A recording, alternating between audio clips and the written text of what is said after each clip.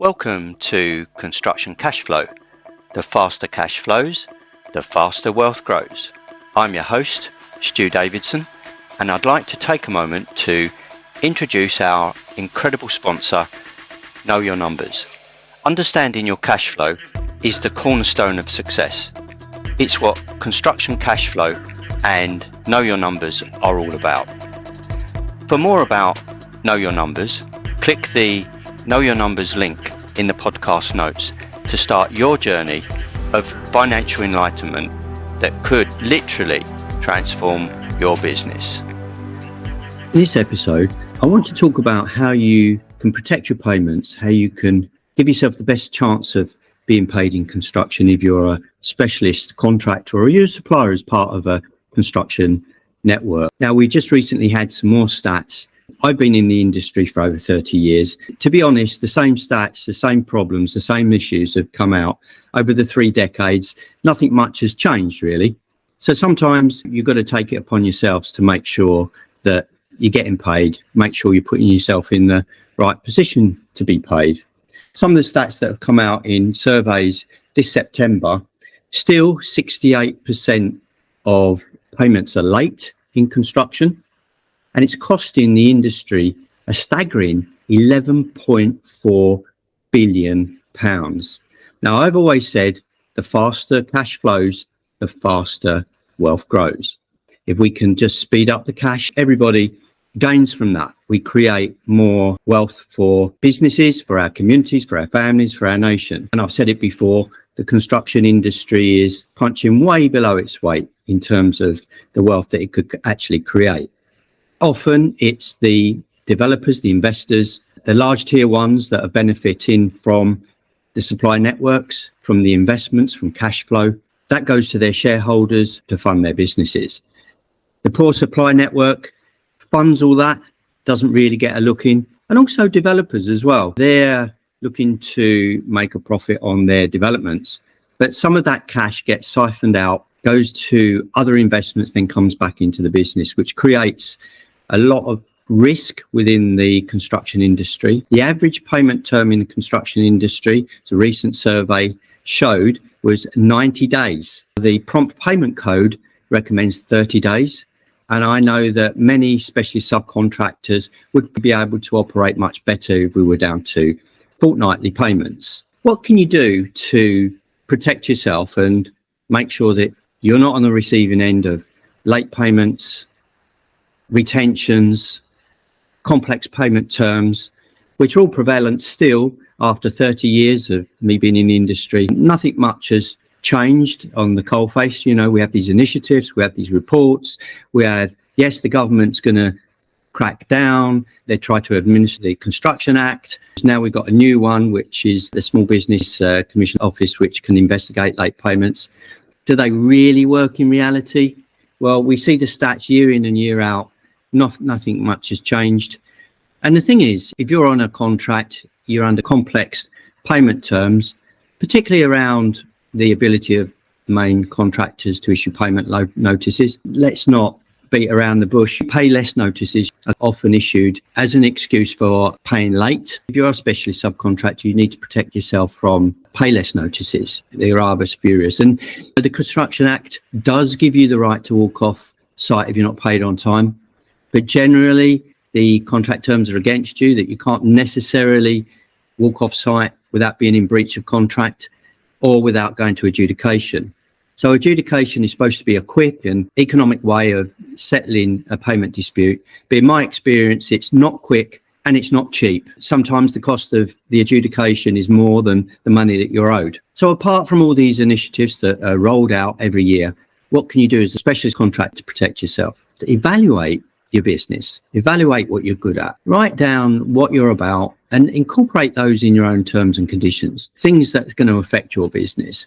34% of specialist subcontractors reported late payments were really affecting their cash flow. 17%, according to stats, and I think it might be more than this actually, have gone out of business because of late payments, and that's just in the last year. What can you do?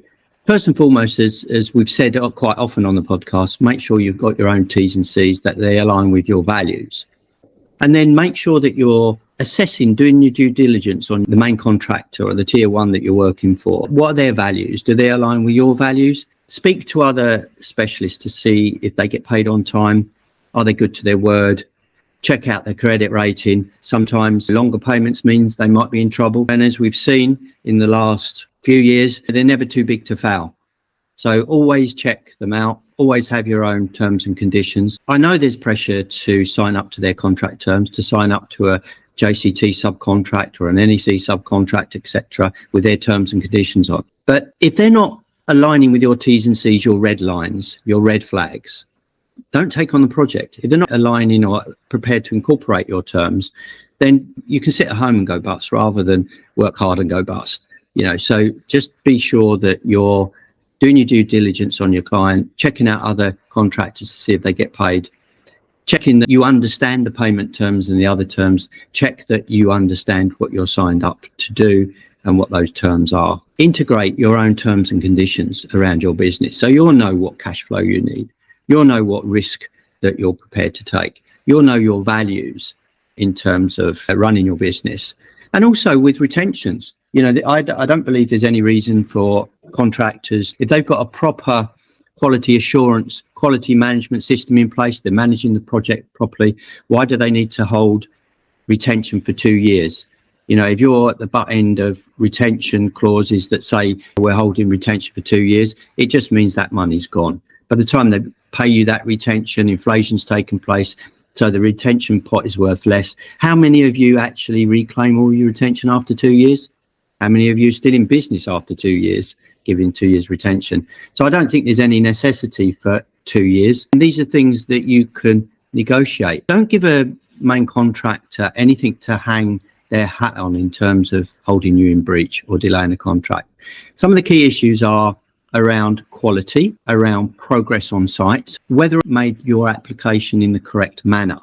You want to make your T's and C's simple in terms of how you want to get paid. This is how we want to get paid. This is how often we want to get paid. But make sure that you've got a workflow that's agreed with your client, where your application is made, what is the format of your application, what date it needs to be applied on.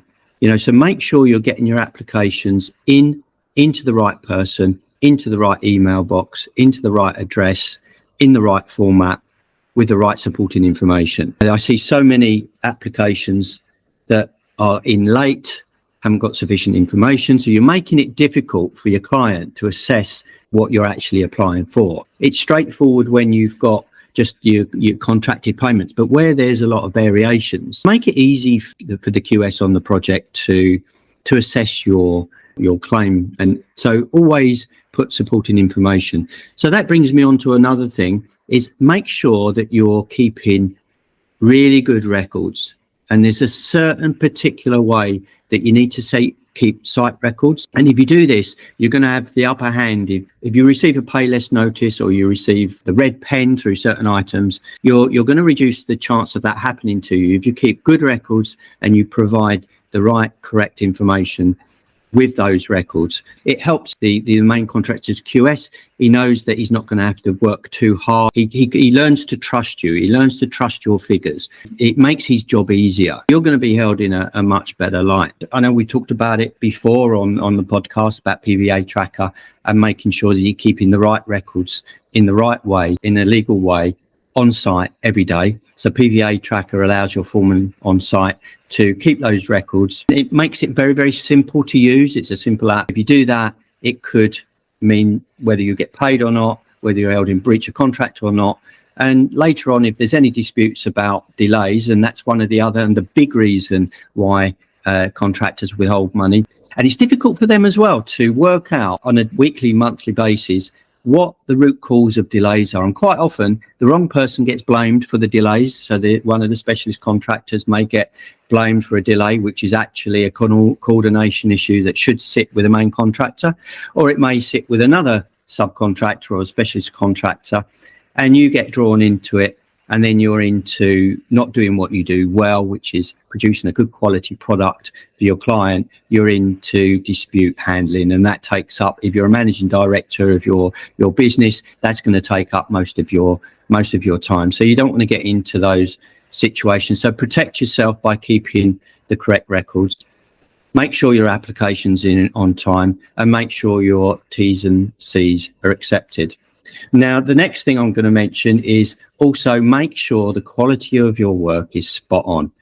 Have a project-specific quality management system that you're going to make sure that your work is signed off by their site foreman on a daily, weekly basis, even a daily basis. Take daily photographs of your work, because work can get ruined after you've done it. Work can get taken down after you've done it, can get damaged after you've done it. So make sure you keep this daily log of photographs and notes each day. And there's apps that can make that really easy for you, apps that you can upload that information to, press a button, and it comes out as a lovely, beautiful report that you can quite easily send on to your main contractor. So keeping records is absolute must to make sure that you're not getting blamed for anything. And you can counter the arguments of the main contractor if he's looking to give you pay less notices that you don't agree with, that he's trying to reduce your payments, or there's just a late payment. Make sure you do your due diligence on your tier one. Make sure you find out ear to the ground from other suppliers. Are they getting paid on time? What's their latest situation? Run a credit check,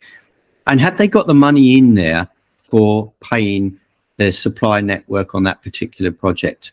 And I know I've talked about this before. It's the white elephant in the room that's not been talked about, but money is siphoned out of construction projects to pay for other investments. They're then liquidated, then brought back into the project. The money's not there to pay you some of the time. So you want protection against that. You either want to put in your T's and C's, you want a third-party warranty, you want an equitable stake, and some sort of insurance that if that money that's at risk doesn't come back to the project. And if you're listening in as a developer, you'll probably be absolutely shocked and aghast that this goes on, but it's how many of the tier ones have made their money. So they're not interested so much in profit. They can come back with a break even on their profit, but as long as they're generating cash. And generating cash is the name of the game in construction. We hear about low profit margins all the time. The cash flow is the main thing, and cash is the thing that the tier ones want. Cash is the thing that developers want. The people that really suffer are the supply network that don't actually benefit from so much with the smaller amounts that they're dealing with. They don't benefit so much from generating cash, but they need to make a profit. You need to make a profit. So make sure that you've either got an equitable stake in those investments, you've got a party warranty that if the contractor goes bust before the money comes back in, you've got to tie into where that, you've got a tracker as to where that money has gone. Now, there's lots of talk on project bank accounts, for example. Now, project bank accounts would be great because you'd see the money was there. With software tracking devices like Enfund, for example, with Nishant Singh, who I've interviewed on this podcast, would actually track the cash in the project with or without a project bank account. So that's something worth checking out. On the subject of project bank accounts, tier ones are probably not going to, or larger contracts are probably not going to be over enamored by that, because obviously they need that cash to invest in other places, so they can generate cash. That does make them a stronger business. It does mean that they've got a cash reserve, which means they're less likely to go out of business. And I know some of the tier ones that have been operating this system have been praised because they're some of the ones that cash rich, less likely to go out of business, and others are going out of business. But the way that they generated that is to use the supply chain and the developer as free cash, if you like. They don't want to see the cash tied up in the project bank account. They want to be using that cash to make investments. That's all well and good if everybody shares in that investment. It's time for a debate about that. And I would say that tier ones are actually missing the trick there. If they included their supply networks in that investment portfolio and their developer, so everybody's got a share and a stake. We've all got a shared mission. So, you know, we're all in it together. Then I think more cash would be generated. The long payment terms that are negotiated by tier ones will no longer be so necessary if we're all contributing to the overall course. So we can get more out of it at the end of the day. Shorter payments and maybe a little bit of extra from that investment. So in the meantime, make sure you've got your T's and C's in place. You've got a proper workflow, proper spreadsheet showing you when your payments are due, who they need to be sent to, keeping the right records, or you've got the right software to keep those records. T's and C's have got simple payment terms in there that suits your business. You're aligning your values with the client's values, that your quality of work is great. You've got the right records, that if there are delays, that you're not held to ransom.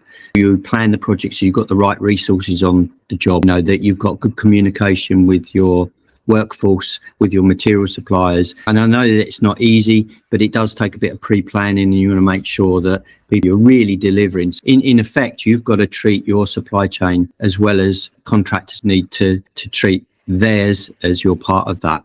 So it works all the way down the line. Let's continue with our fascinating discussion in a moment. But first, I'd like to give listeners the opportunity to dive into a world of financial enlightenment with our sponsor, Know Your Numbers. If you want to master your numbers and unlock your business's true potential, and if you're ready to take control of your financial destiny, click the Know Your Numbers link in the podcast notes to find out more. Make sure that you're a safe pair of hands. Your health and safety structure, your health and safety monitoring, it becomes part of your culture, as we've discussed on the podcast before. If you want to get more work, make sure that you've got these things in place. How can I place myself above other specialists? How can I do that? If you build your portfolio, build your sales deck around high quality management system. This is what we do. Here's our track record. We keep records every day, not just for us, but so that it makes our client's job easier. Our T's and C's are simple, makes our client's job easier. We always make sure we provide all the information required by the client's QS in terms of records, in terms of calculations, in the format they want, on the date they want, to the inbox that they want. We make our clients' life really simple through our health and safety, through our quality management, through our terms and conditions. Clients have got a lot on their plate. Each of those individuals, whether it's their health and safety officer, their quality management officer, whether it's their quantity surveyor or project manager, they're all run ragged. You see this with the high staff turnover of some of these tier ones. They're run ragged. They're stressed out. If you're the type of specialist that can make their life easier and say that's what we're about. That's our values, to make our clients' life easier, that they don't have to go searching after things. Don't wait for them to come and ask you for information for further substantiation. Make sure that substantiation is there each month, each week. And that way, the project manager, the health and safety officer, the quality management officer, the quantity surveyor, they start to know, like, and trust you. If anything makes their life easier. So, for example, if you're a specialist subcontractor, you haven't given the full information, that gives your quantity surveyor a headache. He's going to be thinking, well, that's going to take me at least an hour working through that lot. I'm really pushed today. I've got 100 other contractors to do. But if he sees yours and he works through the first one and says, oh my God, this is really good. You've got all the information I need. So he's worked 20 minutes, 30 minutes, made his life easier. Yep. And you cross-reference everything to make his life easier. Then he's going to start to trust you. And in future months, he's going to go, yeah, ABC company, they're great. I haven't really got to spend too much time on them. I like them. I want them on my next project. The health and safety officer, everything's in place. Yeah, I like them. I want them on my next project. The project manager, yeah, he's given us all the records. He's got all the photos. We know what the cause and effect is of any delays. They've pre-warned us that there might be a delay. We've got the substantiating evidence. So we're not looking back in retrospect, arguing over cause and effect on the dispute. You're there, you're on the button. Your service, if you like, as a specialist contractor is more than just building brick walls or more than just installing M&E. It's more than just doing the job. It's making the administration of that contract nice and easy for your contractor. And what I mean by we're helping you making it easy is that it's going to make it easier for you. You're going to put them into a position where they've got very little wriggle room if they want to pin anything on you. They want to delay payments. We know in the industry there's lots of talk, as I started off in this podcast, around government legislation, new schemes, new ideas. We're going to crack down on late payments, etc.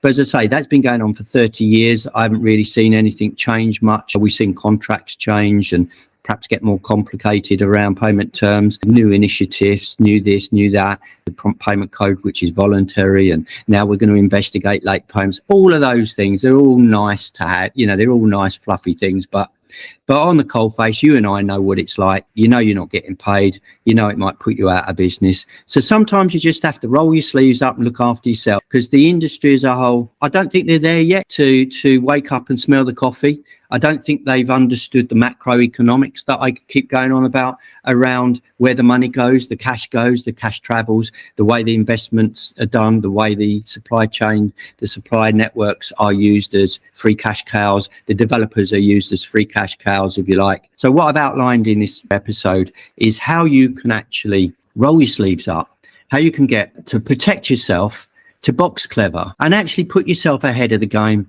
Make a situation where your clients, your tier ones, want to employ you. They want you back on the next job because you've made their life easy for them. And also you'll get that respect because they know they can't mess about with you. They love the grey areas. The main contractors, they love the grey areas. The lawyers love the grey areas. But your job is to remove those grey areas and make sure that you're helping them.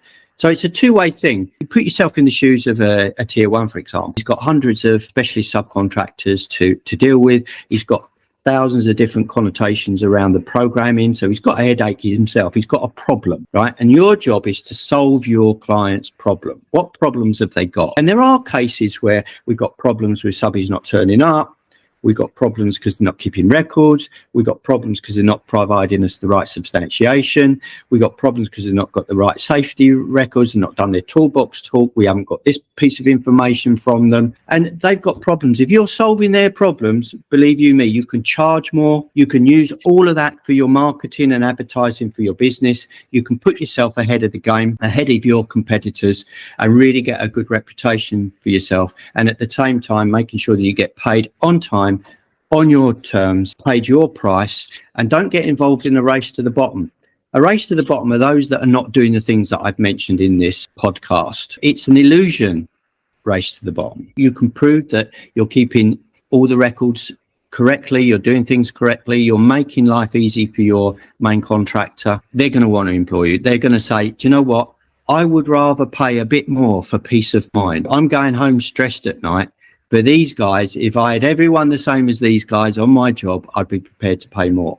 And it's like that. Make it easy for people you're working with. And again, goes for your supply chain as well, your supply network. Make sure that when you're sending them out things to price up, when you're sending information, and actually this can go for main contractors as well, make sure you're helping your supplier to price things properly. Make sure you're giving them the right information. Put yourself in their shoes and say, if I'm an estimator in their business, can I price this really? Is there enough information? Is it clear enough for them to price? Am I putting onerous terms in there? Is there things in there that I'm not telling them that might change later? Is there design risk in there that I'm not telling them about or I haven't made really clear? Do I want them to carry design risk or don't I want them to carry design risk? What things am I doing? What things do I want from there? It works two ways. You can't just take and expect to get paid more. You've got to give something back in this day and age. And we hear the arguments around the moaning and groaning that goes on about we're being paid late and the average is 90 days and it's costing the industry £11.5 billion a year. It's 68% of us are not getting paid on time. But there is something you can do about it. And as I've outlined here, take those steps. You'll be the ones that are top of the pile. You're the ones that are be getting paid. Be part of that 32% that are getting paid on time. You want to be part of the 32%, but you want to be even more. You want to be the top 1 or 2% that's not only getting paid on time, but they're getting paid. You're getting paid what you want. So you're getting paid more for the quality and the problems that you're solving in your business. So if you want to know more about the intricacies of the things I've discussed, how you can actually promote your business in such a way that you can develop your brand, that you can develop your business so that you're heads and shoulders above the others, that you're actually solving real problems. A contractor can come and build a wall, but not many contractors can come and solve the other problems that your clients are facing. So find out their problems, make sure you're solving their problems, then you can charge more for that. So I hope this has been helpful. Have a look at some of the other podcasts. One thing I haven't mentioned was about payment terms. I did mention about adjudication before. Adjudication is slow and it's expensive. It doesn't do what it says on the tin, to be fair. But if you want early payment resolution, then have a look at some of my other podcasts. You can speak to experts like Sean Bradley or Joseph Ewan to look at how you might include those in your terms and conditions. And if you want to do an overall business risk profile for yourselves, how you can add more value, Richard Brackstone is another one that you can speak to, and many others. If you look through the list, all the different areas that I've discussed today, you can pick up in more detail, go a deeper dive in the relevant sections of the podcast. If you'd like to know more, if you'd like some support on how you raise head and shoulders in terms of how your branding is, how you market yourself, how you structure your business in terms of helping and solving your clients, main contractors' problems, making sure that you get paid on time, feel free to contact me. My details will be in the podcast notes. I'm Stu Davidson. This is the Construction Cash Flow Show. Happy payday. Thanks for joining us on Construction Cash Flow, sponsored by Know Your Numbers. Remember, when you know your numbers, you're in control of your destiny. Keep building your success story, and don't forget to explore further by following the link in the podcast notes.